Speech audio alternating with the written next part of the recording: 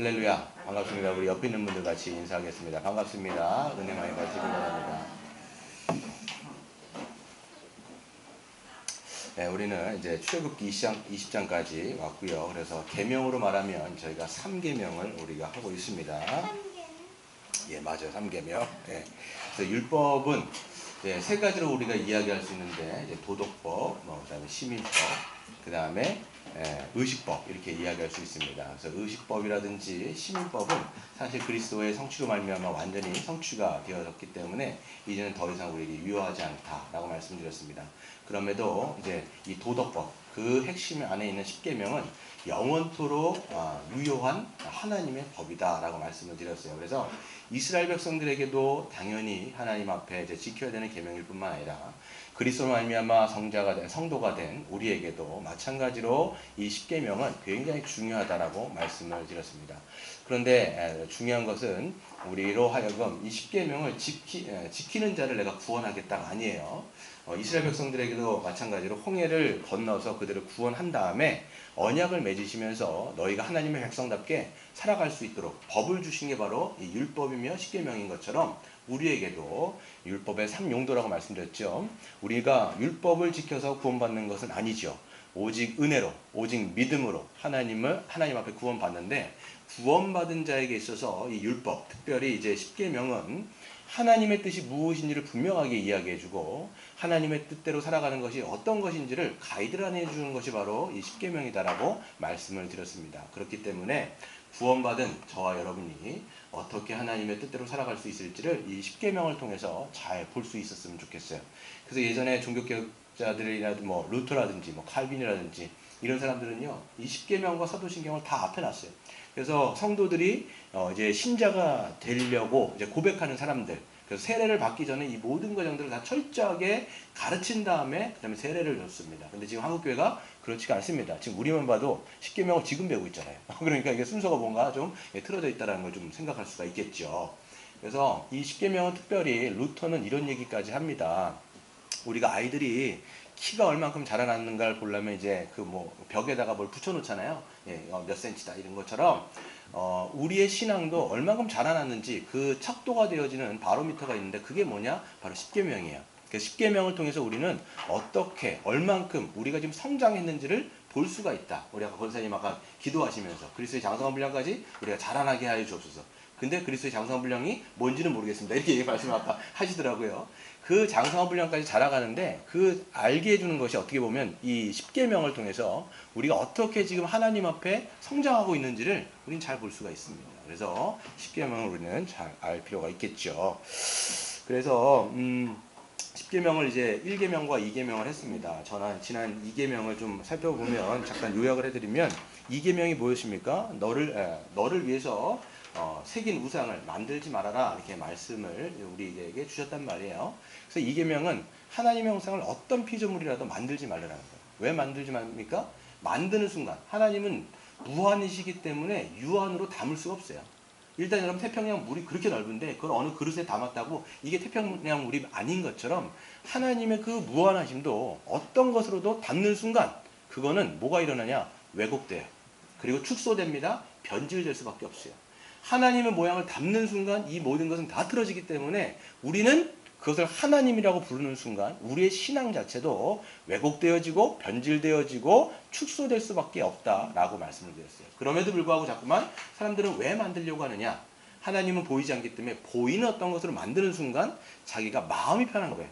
자기를 위한 거예요. 그래서 나의 만족을 위해서 하나님을 자꾸만 눈에 보이는 어떤 형상으로 만들려고 하는데, 그건 절대로 하나님은 있을 수도 없다라고 말씀을 하시는 겁니다. 그리고 또 뭡니까? 또 만들려는 이유 중에 하나가 뭐냐면, 만들어 놓으면, 뭔가 형상으로 만들어 놓으면 내가 이 신이라는 존재를 컨트롤할 수 있다라는 착각을 하게 되는 거예요. 그래서 말씀드렸죠. 내가 뭘 좀 해줄 테니까, 내가 당신을 어떻게 좀 섬겨줄 테니까 나도 좀 내가 원하는 것을 좀 들어주세요 라고 하는 방식. 그래서 우쭈쭈 한단 말이에요, 자꾸만. 그래서 하나님을 자꾸만 내가 컨트롤하려고 하는 거예요. 내가 하나님을 위해서 존재하는 게 아니라 하나님이 나를 위해서 존재한다고 생각하기 때문에 자꾸만 자기의 방식으로 섬기게 되어지고, 그렇게 자기의 방식으로 뭔가를 받아내려고 하기 때문에 이거는 하나님을 절대로 온전하게 섬기는 방식이 아니고, 그렇기 때문에 이것을 우리가 한마디로 얘기하면 기계적 신관이라고 얘기해요. 하나님과의 사랑의 인격적인 관계가 아니라 그런 기계적인 형식적인 관계를 맺게 되어지면 우리의 신앙은 결국은 어떻게 되느냐? 메말라요.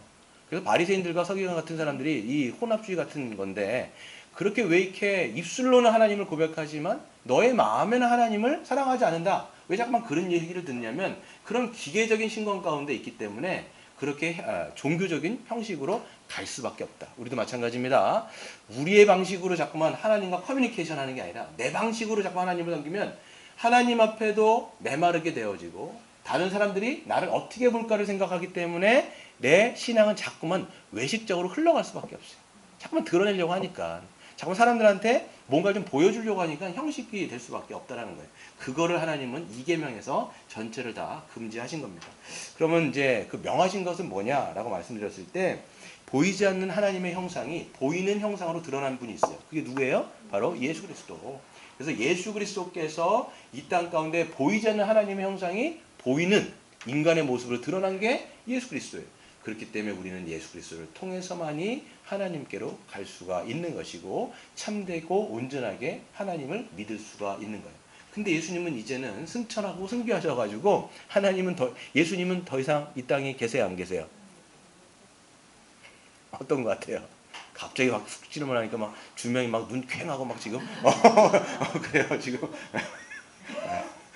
그렇죠.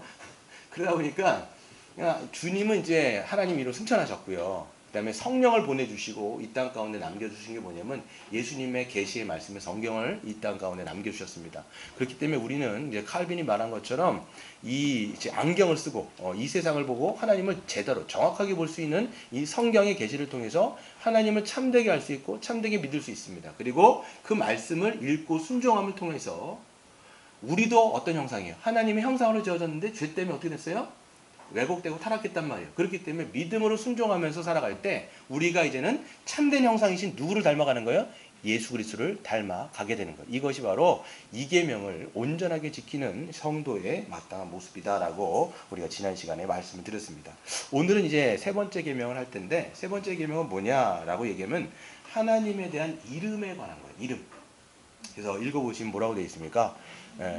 너는 내 하나님 여호와의 이름을 망령되게 부르지 말아라 이렇게 말씀드렸어요. 사람은 누구나 자신의 이름을 여러분 소중하게 여깁니다. 이름은 자신의 정체성이에요. 방길사한. 이게 하면 방길사한이 저의 정체성이고 저의 존재인 것이지요. 그렇기 때문에 누구나 자신의 이름이 함부로 불려지거나 더럽혀지는 것을 원하는 사람은 아무도 없어요. 여러분 누군가가 여러분의 이름을 놀렸을 때 그런 경험 해보신 적 있습니까? 저는 이름이 하도 특이해가지고 놀림을 굉장히 많이 받았어요. 제 별명이 뭐 방구 사탄 막 이랬어요. 그래서 왜 그런지 모르겠는데 더러운 것과 안 좋은 게 막 결합이 된 거잖아요 지금. 그러면서 계속 사람들이 저의 이름을 자꾸 놀렸어요. 그럴 때마다 기분이 좋은 사람이 있을까 없을까요? 없어요. 그때마다 자기 막 이름을 그렇게 부르는데 너무 좋아. 이런 사람 아무도 없단 말이에요. 여러분 마찬가지예요. 자기의 이름이 더럽혀지는 것은 자기의 존재가 뭡니까? 하대받는 것이기 때문에 좋아하는 사람은 아무도 없습니다. 마찬가지로 또한 이제 어떤 개인뿐만 아니라 기업도 마찬가지죠. 다른 회사에서 자신의 상표 같은 것들을 도용하게 되어지면 어떻게 합니까? 그것을 고발하거나 명예훼손죄로 이게 고발 같은 걸 한단 말이에요. 요즘에 이름 같은 거를요 도용하는 데가 참 많아요. 보면 이제 이제 청소기 같은 거 좋은 거 있는데 뭐죠? 다이슨 이거를 비슷한 아류작이 뭐예요? 차이슨 이렇게 막 만든단 말이에요. 그거 해가지고 원래 그 명예 그걸로 걸려고 하다가 안 걸었던 것 같아요. 제가 알기로는 이런 것처럼 개인이나 공동체나 기업이나 마찬가지로 자기 어떤 이름을 도용하거나 이런 것을 해버리면 굉장히 안 좋고 안 좋을 뿐만 아니라 이걸 싫어하죠. 사회적으로도 이것이 죄가 될 수 있다는 것을 우리는 알 수 있습니다. 여러분 하물며 하나님의 이름을 함부로 부르는 것은 얼마나 큰 죄가 될까요, 여러분? 개인의 어떤 이름도 그렇게 함부로 불리는 것을 싫어하는데 하나님의 이름을 그렇게 함부로 부르는 것은 얼마나 큰 죄가 되겠냐라는 것들을 성경 3계명에서 이야기하고 있어요. 여기서 그 이름을 망령되게 부른다라고 했을 때 이 망령되다라는 것을 한번 찾아보면 이렇습니다.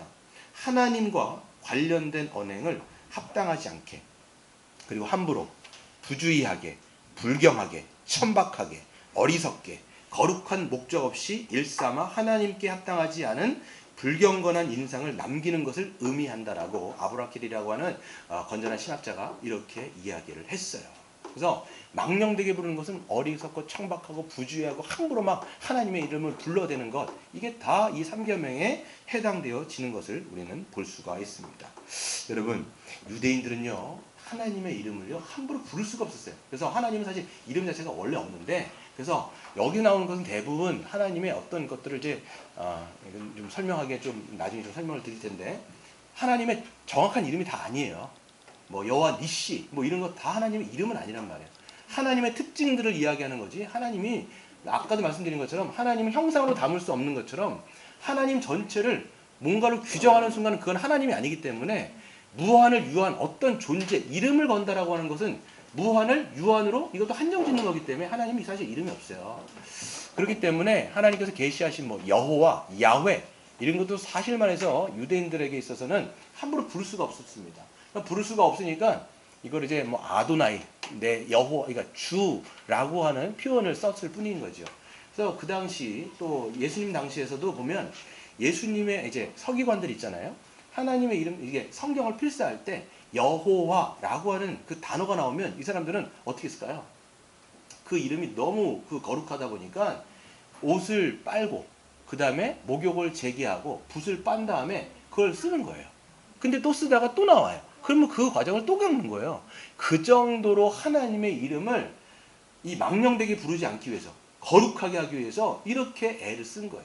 우리도 여러분 한국 문화에서도 자기 아버지의 이름이나 부모의 이름을 함부로 부르는 사람 있어요, 없어요? 누군가 물어봐요. 당신의 아버지 이름 뭡니까? 이렇게 물어보면 주명아, 넌 뭐라고 얘기할 거예요?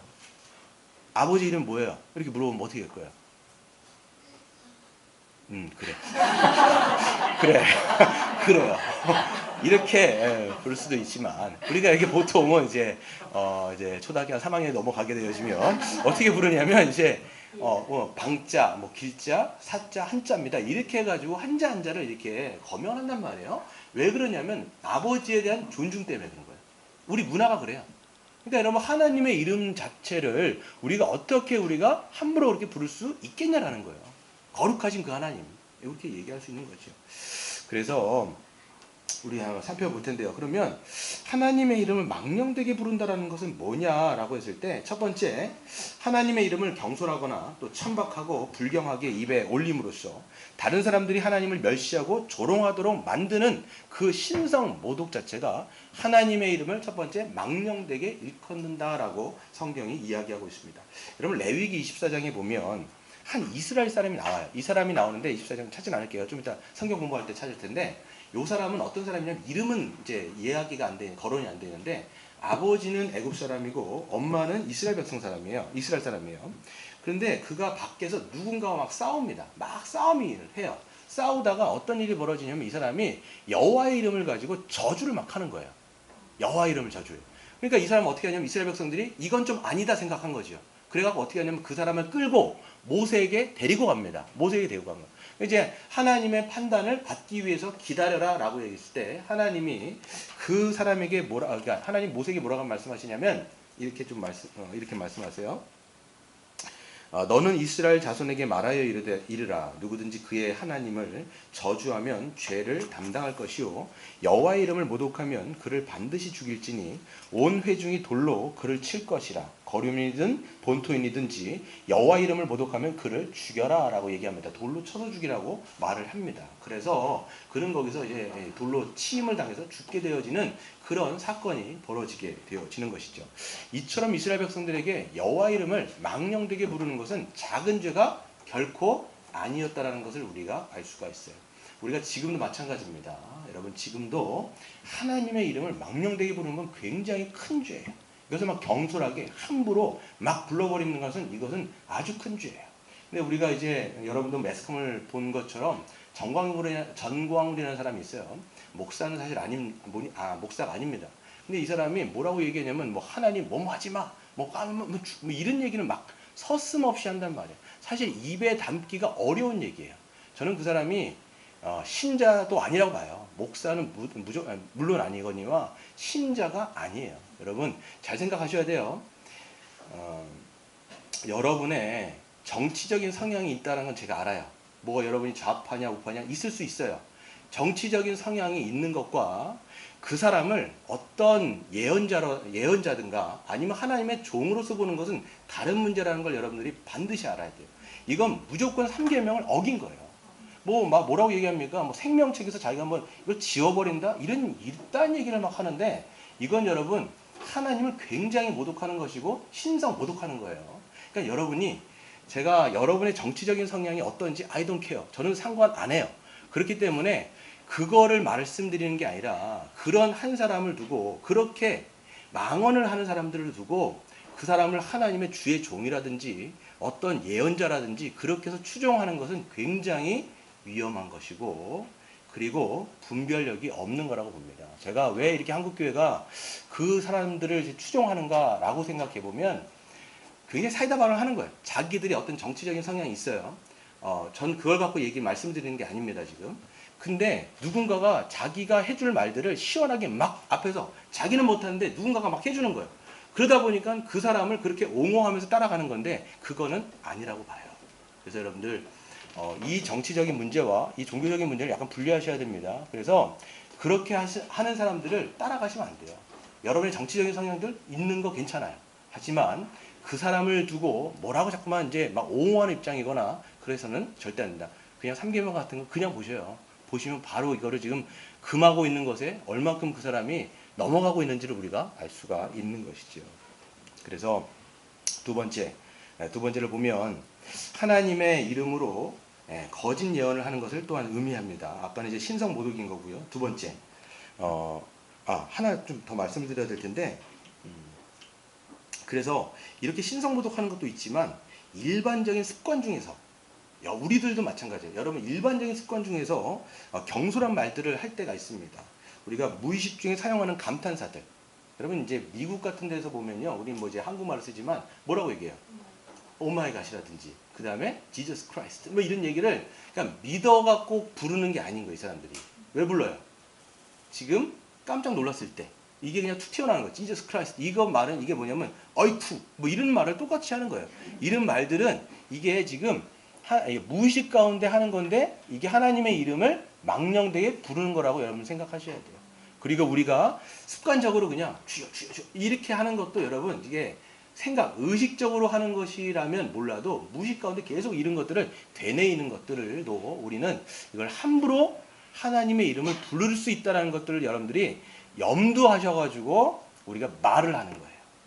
항상 무의식이 아니라 의식적으로 우리가 하나님의 이름을 우리가 얼만큼 참되고 온전하게, 그러니까 자꾸만 경솔하게 부르지 않으려고 하고 부주의하지, 그러니까 막 이렇게 막 하는 것 습관들 여러분들이 우리가 어떻게 보면 이제 잘 우리 삶 속에서 점검을 해볼 필요가 있는 것이죠. 이게 바로 하나님의 이름을 망령되지 말라라고 말씀하신 첫 번째 이제 내용입니다. 두 번째가 있습니다. 두 번째는 뭐냐면 하나님의 이름으로 거짓 예언을 하는 것을 의미하는 겁니다. 그래서 이 구약 이스라엘의 역사를 보면 이제 수많은 거짓 선지자들이 등장해서 하나님의 이름으로 이제 거짓 예언을 하는 것들을 보게 됩니다.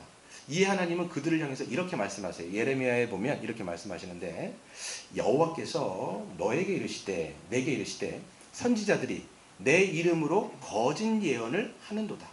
나는 그들을 보내지 아니하였고 그들에게 명령하거나 이르지 아니하였거늘 그들이 거짓 계시와 점술과 헛된 것과 자기 마음의 거짓으로 너희에게 예언하는도다. 그러므로 내가 보내지 아니하였어도 내 이름으로 예언하여 이르기를 칼과 기근이 이 땅에 이르지 아니하리라 하는 선지자들에게 대하여 여호와께서 이와 같이 말씀하셨노라. 그 선지자들은 칼과 기근으로 멸망할 것이다 라고 성경은 선포하고 있어요. 그래서 하나님의 이름으로 거짓된 예언들을 퍼뜨리거나 유포하거나 사람들을 성동하는 것, 그런 것 자체가 하나님 앞에는 망령되게 그분의 이름을 일컫는 것이라고 성경이 이야기를 하고 있습니다. 열왕기상 22장에 보면 이런 이제 사건들이 나오는데요. 어떤 사건이 나오냐면 남유다와 이제 북이스라엘이 이제 약간 좀 잠정기였던 것 같아요. 이제 늘 막 싸우고 막 그랬는데 남유다는 여호사밧이라고 하는 왕이 이제 통치를 했고요. 이건 이 북이스라엘은 아합이라는 사람이 왕으로서 이제 통치를 했습니다. 근데 어떤 일들이 일어났는데 길랄 라못이라고 하는 지역을 아람으로부터 뺏자라고 이제 아합이 남유다 왕에게 제안을 하기 시작합니다. 그래서 둘이 좀 합심해가지고 뺏자라는 거예요. 그럼 뭘 해야 돼요? 전쟁을 해야 된단 말이에요. 전쟁을 해야 되면 이제 뭐가 필요하냐면 하나님이 우리에게 뭐라고 말씀하시는지가 중요해요, 안 중요해요? 중요하게 되는 거예요.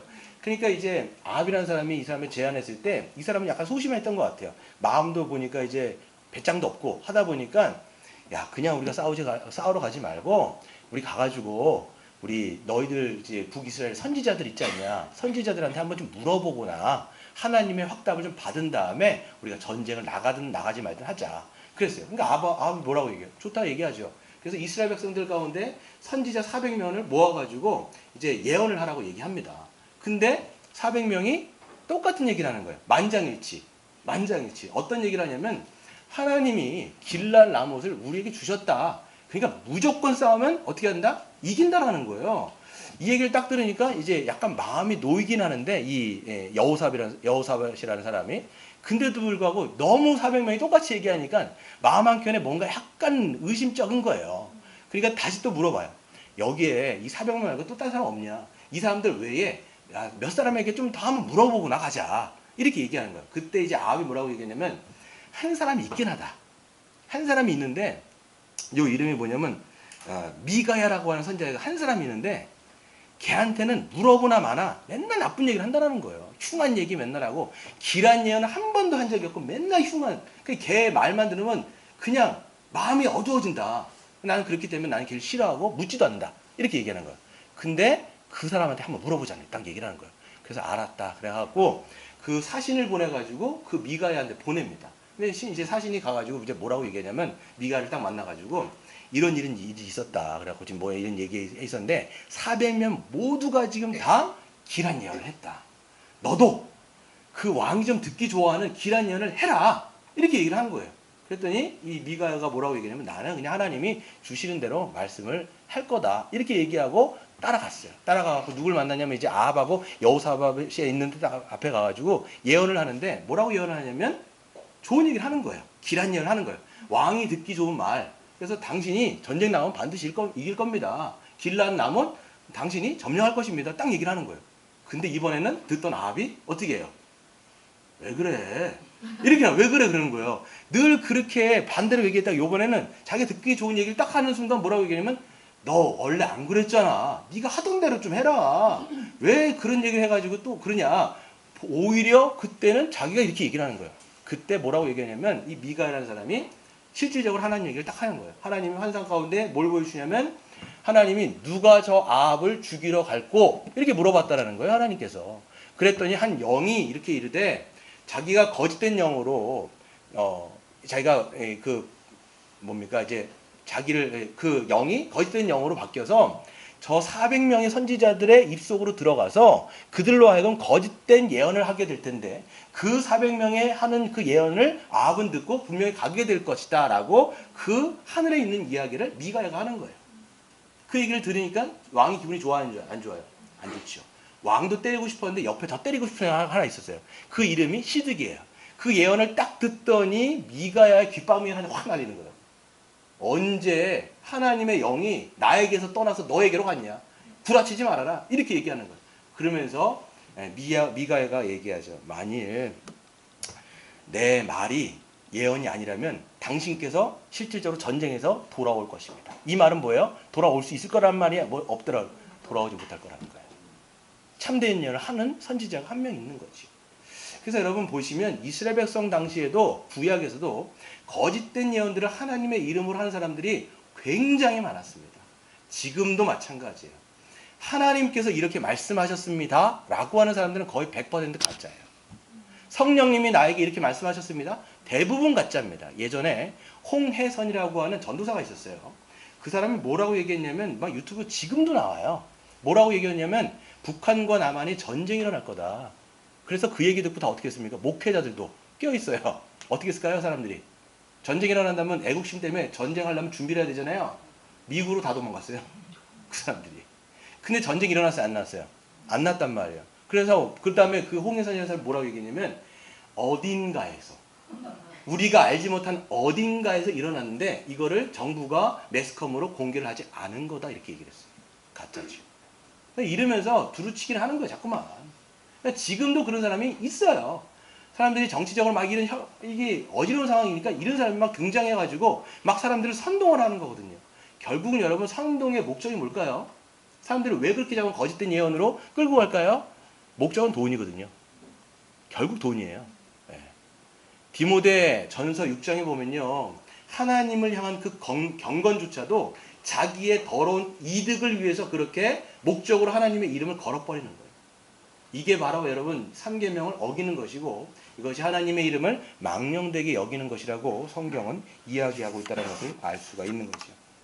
세 번째는 뭐냐면 하나님의 이름으로 헛되게 맹세를 하는 것도 여러분 하나님의 이름을 망령되게 부르는 거예요. 사람들은 누군가의 여러분 뭐를 빌릴까요? 자기의 그 진실성을 이야기해서 누구의 권위를 빌릴까요? 자기보다 높은 사람의 권위를 인용합니다. 그러면서 맹세를 하기 시작하는 거죠. 그럼 맹세하는 것 자체가 여러분의 이름으로 맹세하는 적 거의 없죠. 누구를 딱 걸고 얘기를 한단 말이에요. 이스라엘 백성들 가운데서도 하나님의 이름으로 맹세를 했습니다. 이건 사실 이게 그 성경이 위배되는 것은 아니지만 중요한 사람들이 있을 때마다 하나님의 이름을 걸고 하는 거예요. 근데 하나님의 이름으로 맹세한다는 것은 하이델베르크 요리문답에 보면 이렇게 되어 있어요. 합법적인 맹세는 나의 마음을 아시고 진리를 증언하시며 내가 잘못 증언할 경우 나의 거짓 증언을 벌하시는 유일한 분으로 하나님을 부르는 것이다. 즉 맹세한다라고 하는 것은 곧 하나님을 증인으로 세우는 일이다. 그렇게 경솔하게 할 수 있는 것이 결코 아니라 신중에 신중을 기해야 한다라고 하이델베르크 요리문답에서 이야기하고 있어요. 여러분 이제 예수님이 뭐라고 말씀하세요? 그 산상순에 보시면 맹세를 하라고 얘기해요? 하지 말라고 얘기해요? 네, 헛되게 맹세하지 말아라 이렇게 돼 있어요. 헛된 맹세하지 말아라. 왜 그렇게 말씀하셨냐면 유대인, 그러니까 예수님 당시에 이스라엘 백성들이 맹세를 하는데 굉장히 헛맹세를 많이 했어요. 그런데 하나님의 이름으로 맹세를 한 게 아니라 누구의 이름으로 했냐면 종교적인 상징물을 가지고 맹세를 한 거예요. 거기에 뭐 성전을 걸어놓고. 그래서 예수님 말씀하신 게 이 워딩인데 한번 읽어드리면 제가 안 써놨네요. 그죠?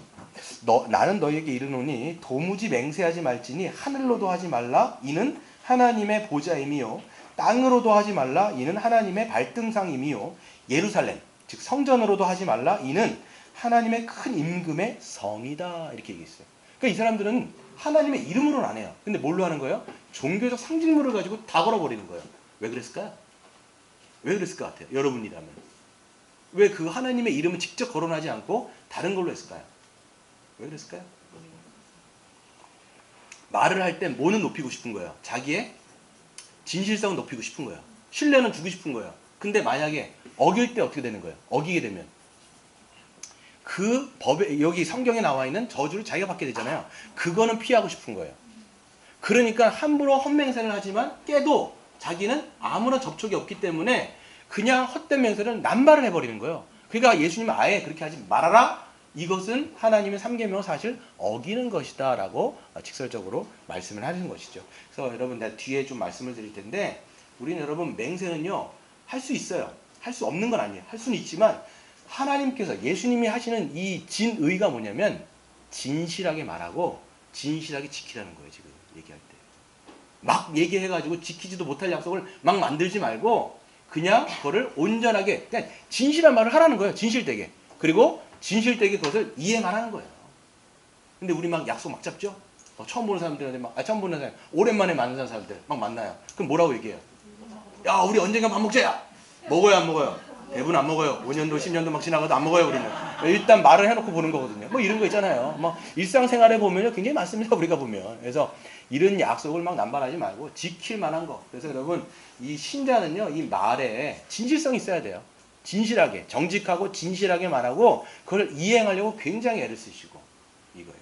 이게 여러분 이 3계명을 제대로 지키는 것인데 그래서 여러분 이제 아까는 이제 금지하는 거를 이야기했다면 우리가 올바르게 하나님의 이름을 부르는 건 뭐냐 이걸 한번 볼게요. 한 세 가지를 좀 볼 텐데 첫 번째 예수 그리스도를 믿음으로 말미암아 하나님을 아바 아버지로 온전히 부르는 것이 바로 이 3계명을 제대로 지키는 거예요.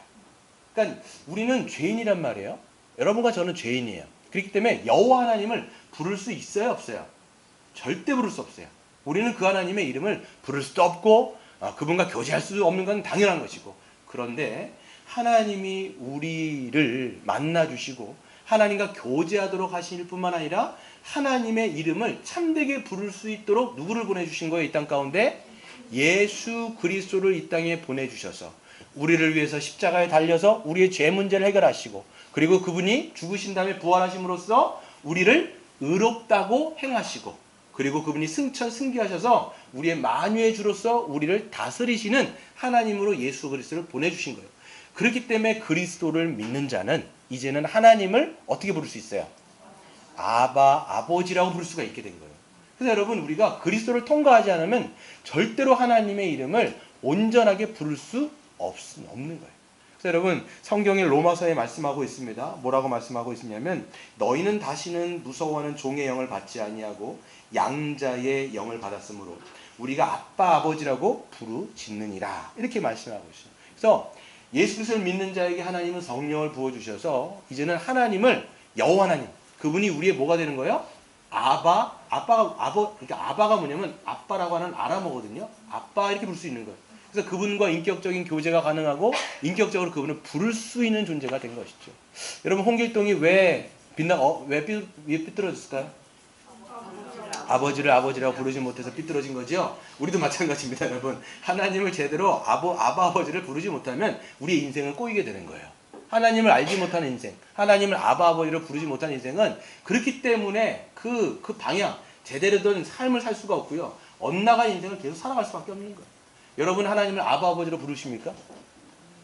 아바 아버지라고 부르십니까? 아니면 아저씨라고 부르십니까? 잠깐만, 하나님 아버지라고 부르셔도 대하는 것을 잠깐만 아저씨로 잠깐만 대하시는 분들이 있어요. 남처럼 안 되는 거예요. 하나님으로 우리가 예수 그리스도를 참되게 믿는다면 그분은 우리의 아바 아버지, 아빠가 되는 것이고, 그렇기 때문에 그분과 정말 긴밀한 관계로 들어갈 수 있는 이 발판이 여기에서 이 기초가 놓인다라고 여러분 생각하시면 되겠죠. 두 번째, 그래서 하나님이 우리를 위해서 무엇을 행하셨는지를 그렇기 때문에 알고 믿음으로 참되게 예배하는 것이 바로 이 3계명을 온전하게 지키는 것인데요. 하나님의 이름을 높이고 자랑하는 것은 그분을 진정으로 예배하는 것입니다. 그래서 하나님이 누구신지를 알고 그분이 우리를 위해서 무엇을 행하는지를 참으로 알고 믿을 때 우리는 그분의 이름을 진짜 높여드릴 수 있어요. 여러분, 예배라는 게 뭐예요? 찬양이라는 게 뭐예요? 여러분, 찬양 가사가 대부분 어떤 찬양 가사가 뭐예요, 여러분? 경배하는 거죠. 하나님의 이름을 올려드리는 거예요. 높여드리는 거예요. 그분의 이름을 거룩하게 하면서 높여드리는 거예요. 언제 높일 수 있을까요? 여러분, 하나님의 이름을 어떻게 하면 높일 수 있어요? 우리가 그러니까 정말 하나님을 진짜 찬양할 때, 그러니까 우리가 입으로만 찬양하는 게 아니라 진짜 찬양하려면 뭘 알아야 되냐면 하나님이 우리를 위해서 행하신 일을 아셔야 돼요. 우리 출애굽기 15장, 우리 출애굽기를 이제 발판 삼아서 봤잖아요. 우리가 넘어간 게 있는데 출애굽기 15장은 넘어갔어요. 출애굽기 15장에 뭐가 나올까요? 모세와 미리암의 노래가 나와요. 왜? 어떤 노래가요? 찬양하는 노래거든요. 여호와는 대단하십니다. 여호와는 반석이십니다. 여호와는 구원자십니다. 여호와는 우리를 위해서 모든 것을 행하시는 전능하신 하나님입니다. 막 찬양을 한단 말이에요. 어떤 사건 때문에, 그 어떤 사건 이후로 그런 찬양이 나와요. 홍해를 건넌 사건을 통해서 나오는 거예요. 하나님이 자기들을 위해서 어떤 일들을 행하셨는지를 딱 알고 목격하고 다 보고 이걸 딱 보니까 찬양이 안 나올 수가 없는 거예요. 찬양이 나올 수밖에 없는 거니까. 우리도 마찬가지죠. 이 홍해 도화 사건은 우리로 말하면 어떤 사건이에요? 그리스도로 말미암아 사망의 권세에서 빠져나와서 우리가 하나님의 영광의 나라로 들어온 결정적인 사건이 바로 이 홍해 도화 사건을 우리를 통해서 알 수가 있죠. 그러니까 우리가 정말 찬양하려면 뭘 정말 진짜 알고 믿어야 되냐면 예수 그리스도께서 여러분과 저를 위해서 어떤 일을 행하셨는지를 진짜 믿어야 돼요. 여러분, 믿으십니까? 그걸 진짜 알고 믿어야, 그래서 내가 어떤 존재가 되었는지를 알아야 진짜 예배할 수 있는 거예요. 진짜 찬양할 수 있는 거예요. 진짜 신앙의 고백을 할 수 있는 거예요. 우리가 지금 예배 순서가 이렇게 찬양도 드리고 신앙 고백도 하고 기도도 한단 말이에요. 근데 하나님에 대해서 진짜 여러분 알지 못하면요, 이런 고백과 찬양과 이 모든 게 입으로 하는 거예요. 입으로 그냥 암기하는 걸 수 있어요. 물론 암기도 해야 되는데, 하나님과 진짜 관계 가운데 이게 진짜 고백되는 거냐, 진짜 찬양되는 거냐, 이게 진짜 예배가 되는 거냐, 아니면 형식으로 내가 내어 까리는 거냐, 이거 정말 차이가 있는 거예요. 그럼 여러분이 하나님과 진짜 이 온전한 관계 가운데 그리스도로 말미암아 묶여 있는지를 확인을 해야 돼요. 그렇지 않다면 이것은 다 형식에 지나지 않을 수 있다라고 생각을 할 수가 있는 것이죠. 그래서 여러분, 온전하게 찬양하고 또 그렇게 기도하고 신앙 고백하는 여러분 됐으면 좋겠습니다. 끝난 게 아니에요. 세 번째. 그래서 세 번째는 좀 우리 하나님과의 관계를 좀 얘기했다면, 이제 우리 옆에 있는 지체들과의 관계를 보면 진리 안에서 참된 것을 말하며 다른 지체들에게 선한 말로 은혜를 끼치는 것이 뭐냐면 이 3계명을 제대로 온전하게 지키는 거예요. 우리는 누구의 형상으로 창조됐습니까? 하나님의 형상으로 창조가 된 거예요. 그렇기 때문에 하나님과의 관계도 중요하지만 또 옆에 있는 다른 지체들과의 관계가 굉장히 중요하죠. 그래서 하나님의 이름을 거룩하게 높이는 사람은 다른 지체와의 관계 가운데서도 그 어떤 그 말들, 아까 우리 맹세랑 연결시켜 보면 하나님과의 관계를 온전하게 하는 사람은 옆에 있는 사람들과의 관계도 어떻게 하게 돼 있어요? 온전하게 하게 되는데, 그 중에 하나가 뭐냐면 바로 정직하고 진실하게 말하는 것. 그게 여기 3계명을 확장시켜 보면 좀 이야기할 수 있는 부분들입니다. 그래서 하나님은 서로에 대해서 진실하게 말하는 것들을 굉장히 기뻐하십니다. 거짓 없이 진리 안에서 진실하게 말하는 거예요. 즉 하나님의 이름을 온전하게 부르는 자는 다른 타인과의 관계에서도 거짓 없이 진실하게 말하게 될 거라는 거예요. 사랑 안에서 진실하게 말한다 라고 성경이 되어 있습니다. 에베소서 4장 15절에 보면 이렇게 말씀하고 있어요. 오직 사랑 안에서 참된 것을 하여 범사의 그에게까지 자라가라, 이렇게 되어 있는데, 타번역에 보시면 뭐라고 되어 있냐면 너희가 사랑 안에서 진실을 말하여, 이렇게 되어 있어요. 진실을 말한다라고 하는 것은 뭐냐면 진리를 말한다 뿐만 아니라 확장시켜보면 진실하게 말하고 정직하게 말하는 거예요. 이게 여러분 하나님의 이름을 참되게 부르는 자가 모든 관계 가운데서 당연히 마땅히 되어져 있는 모습인 거예요. 여러분 하나님의 이름을 온전하게 부르는데 다른 사람과 관계 가운데서 거짓을 말하겠습니까? 절대로 그런 일이 없겠죠. 그래서 여러분 이 3계명은 나중에 뭐 어떤 계명하고 연결되냐면 8계명하고 연결돼요. 다른 이웃에 대해서 거짓 증언하지 말아라, 이렇게 그래서 연결이 되어 있는 거예요. 다 연결되어 있는 거예요, 여러분. 그래서 여러분 우리가 말을 할 때 거짓말을 이야기한 거나 거짓말, 그 진실이 아닌 말을 거짓을 말하거나 누군가에 대해서 속이는 말을 하는 것은요, 하나님의 이름을 참되게 부르는 자의 마땅한 모습이 아니다 라고 얘기할 수 있어요. 또한 또 이런 거 있죠. 좀 더 나아가서요, 자신의 이렇게 약간 습관일 수도 있는데요, 자신의 마음을 감추는 사람도 있어요. 내 속마음은 감추고 겉으로만 말을 하는 거예요. 진실한 관계가 될까 안 될까? 절대 안 됩니다. 그러니까 약간 그렇게 하는 말, 이게 습관이 될 수도 있는데 누군가의 마음을 약간 떠보려고 하는 거예요. 마음을 떠보려고 자기는 속 얘기를 안 해요. 그리고 다른 사람하고 할 때 이걸 떠보려고 참 형식적인 말을 하는데, 이건 진실한 관계를 절대 맺을 수가 없는 것이고, 어떻게 보면 이거는요, 이 진실되지 않은 거짓된 이런 관계를 만드는 길일 수 있다라는 것들을 여러분들이 생각해 볼 수가 있는 것이죠. 그래서 진실하게 말하고, 아까도 말씀드린 것처럼 진실하게 말하고 어떻게 해야 돼요? 진실하게 말하고 정직하게 그것을 지키려고 애를 쓰셔야 돼요. 이게 여러분 3계명을 제대로 지키는 길이라고 말씀드릴 수 있습니다. 더 나아가서는 우리 말씀 하나 찾아볼까요? 에베소서 4장. 에베소서 4장 29절 말씀을 한번 찾아볼까요? 4장 29절.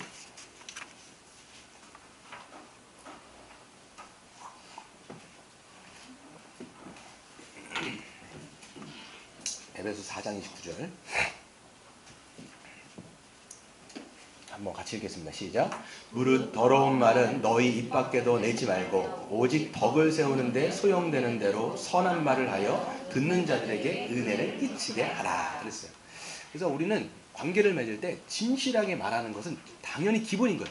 진실하게 말하고 정직하게 말하고, 그리고 더 나아가서는 어떻게 되냐면 덕을 세우기 위해서, 교회 공동체의 덕을 세우기 위해서 선한 말을 하여, 선한 말은 뭐예요? 위로하고 격려하고 세우는 말, 그런 말을 하여서 다른 사람에게 뭐를 끼쳐야 돼요? 은혜를 끼치는 말을 하는 거예요. 이게 하나님의 이름을 높이는 사람들이 다른 사람들과의 관계 가운데 할 수 있는 말인 거예요. 이건 거예요. 그래서 여러분, 선한 말, 그래서 은혜를 끼치는 말, 베드로전서에 뭐라고 되어 있냐면 너희가 말을 할 때는 누가 말씀하시는 것처럼 말하라? 하나님이 말씀하시는 것처럼 말하라? 이렇게도 써 있어요. 여러분, 우리는 말을 할 때 저도 하나님의 형상으로 지어졌고 이 사람도, 우리 인혁이도 하나님의 형상으로 지어졌단 말이에요. 그렇기 때문에 하나님의 이름을 참되게 부르는 사람은 옆에 있는 사람들에게 어떤 말을 하게 되냐면 살리는 말, 위로하는 말, 또 격려하는 말, 힘을 주는 말, 생명을 주는 말을 하는 거예요. 이게 삼경명일 확장시켜서 얘기할 수 있는 거죠. 여러분 잘 생각해 보세요. 여러분은 상처 주는 말을 하세요? 아니면 회복하는 말을 하세요? 죽이는 말을 하세요? 아니면 살리는 말을 하세요? 아니면 낙심시키는 말을 하세요? 아니면 위로하고 격려하는 말을 하세요? 어떤 말을 하세요? 내가 말을 할 때 어떤 말을 하세요? 때에 따라서. 네, 때에 따라서. 네, 그럴 때, 기분 나쁠 때는, 그때는 입을 닫고 있는 게 낫죠, 사실. 왜냐면 이 승질이 확 나갈 수 있으니까. 아까 그래서 어떤 책을 보니까 이런 얘기를 해요. 말이라고 하는 것은 메시지도 있지만 감정이라고 하는 그릇에 담아서 내용이 전달된다는 거예요. 예를 들어 볼까요? 내용은 똑같을 수 있어요. 문을 열어라 라고 하는 건 내용이죠. 근데 그게 어떤 감정의 그릇에 담겨서 말을 하는지에 따라서 어다르고 아다른 거예요. 야, 문 닫아! 기분 좋아요, 나빠요? 안 좋죠? 문 좀 닫아줄래? 이렇게 얘기하는 것과 야, 문이나 닫아라! 완전 다른 얘기인 거예요. 똑같은 메시지지만 어떤 감정을 통해서 이게 드러나는지에 따라서 굉장히 달라지는 거예요. 우리도 마찬가지입니다. 말을 할 때 감정이 굉장히 중요한 거예요. 어떤 감정을 담아가지고 여러분들에게 그 사람에게 이야기를 하는지 얘기를 할 수가 있는 거죠. 그래서 여러분들 내가 말을 할 때 누군가가 정말 살리는 말인지, 정말 죽이는 말인지, 상처를 주는 말인지, 위로가 되는 말인지를 잘 생각해 보셔야 돼요. 그게 여러분 우리 공동체가 정말 이 3계명을 제대로 지키는지 모습을 통해 볼 수가 있는 것이죠. 여러분, 아는 관계가 됐을 때 정말 진짜 너무 친하면요 감정을 너무 막 해. 제가 보니까 그게 어디서 나타나요? 부부관계. 그렇죠. 부부는 너무 잘 알아. 그렇죠. 너무 잘 알다 보니까 어떻게 말을 해요? 감정을 그냥 감정 없이 말하거나 아니면 내 감정을 막 얘기하거나 그래갖고 기분을 상하게 만든단 말이에요. 그러니까 우리는요 이런 부분들을 잘 유의해서 볼 필요가 있는 것이죠. 그리고 여러분 마지막으로 보면 이거는 이제 세상에서 이해할 때 하나님의 이름을 세상에서 가장 높여드리는 게 뭘까요?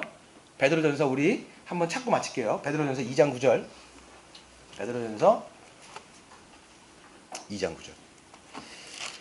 베드로후서 2장 9절. 한번 같이 읽어보겠습니다. 시작. 그러나 왕같은 제사장들이요 거룩한 나라요 그의 소유가 된 백성이니 이는 너희를 어두운 데서 불러내어 그의 기이한 빛에 들어가게 하신 이의 아름다운 덕을 선포하게 하려 하심이라. 아멘. 우리를 부르시고 우리를 이제 구원하신 이유가 뭐냐면 세상 가운데서 뭐를 드러내라는 거예요? 하나님의 아름다운 덕, 그 광명한 진리를 말하는 것. 이것 자체가 세상에서 가장 하나님의 이름을 높여드리는 거예요. 그러니까 입술로 하나님의 복음을 증거하고, 아까 이 간증, 이게 수련회 때 보니까 간증에 쓴 우리 한 자매가 있는데 보니까 자기 친정엄마한테 복음을 전하고 싶다 이런 얘기를 썼더라고요. 우리도 마찬가지입니다. 아까 우리 권사님도 기도하셨어요. 보니까 마음 가운데 이게 정말 이제 하나님 앞에 어떻게 보면 한이 되어지는 기도가 될 수 있을 것 같아요.